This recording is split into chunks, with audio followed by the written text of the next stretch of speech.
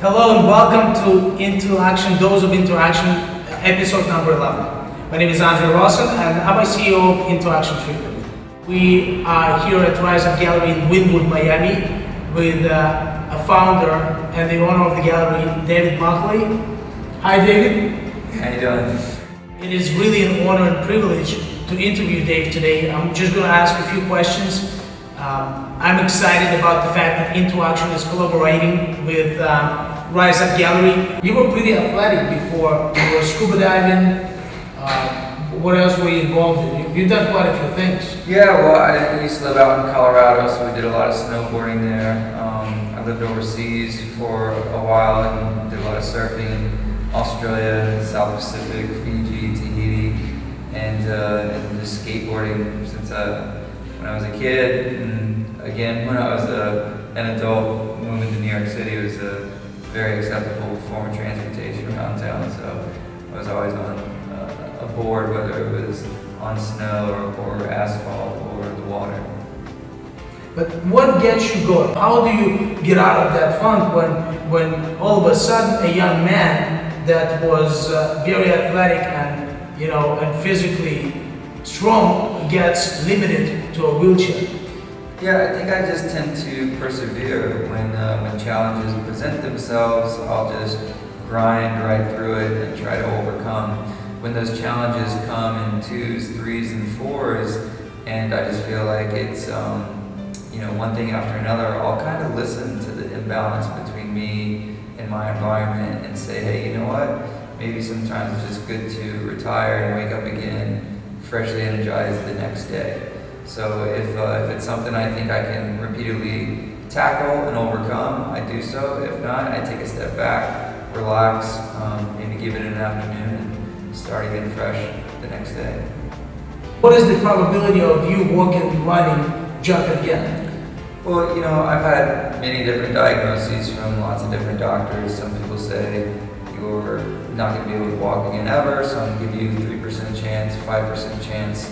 The percentages are always very low due to the type of injury that I have. But deep down in my heart, I feel like I will be upright again.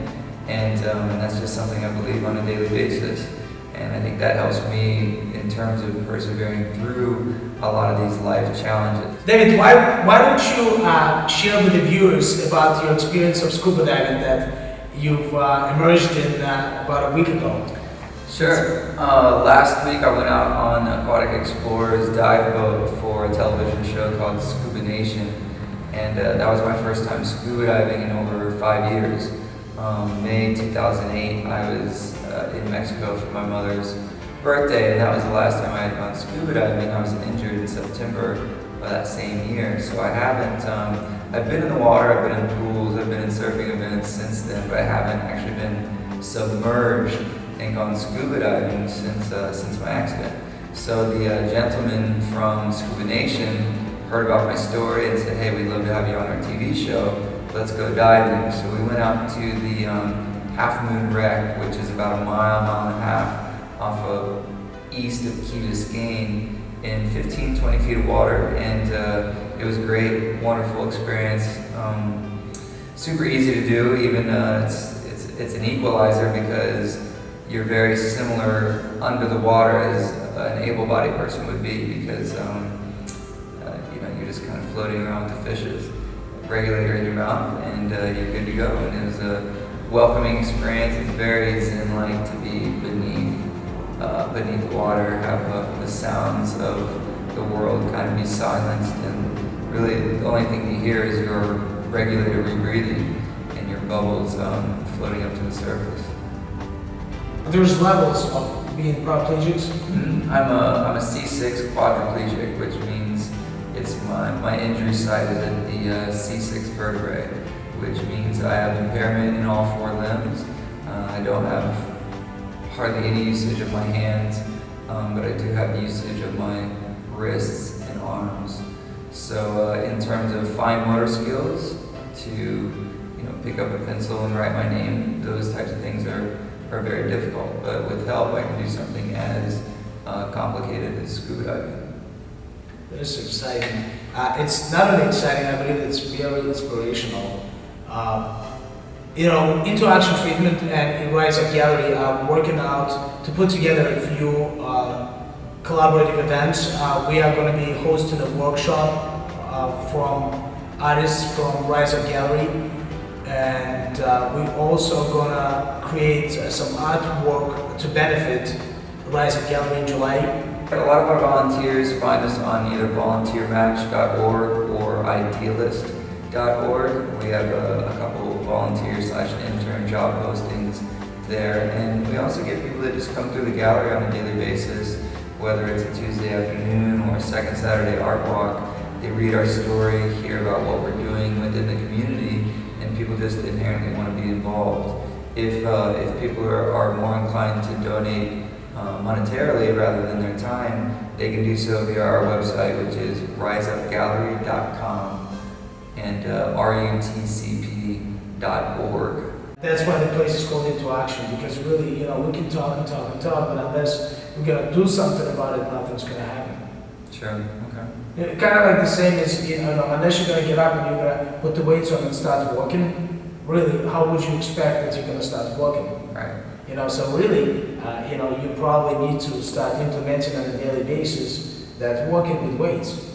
Even though you might not like it, or even though sometimes you're going to probably have a funk, but if you implement it to the point where you do it on a daily basis, and you do it the same as you're brushing your teeth or doing your morning routine, then, you're definitely going to start it's not, I don't think that it's like you're going to be able to push it, but you're going to be able to inch it, right? Sure. And that's really how you conquer this stuff. My words of encouragement for people that are living with a disability, specifically paralysis, is to keep moving forward, literally.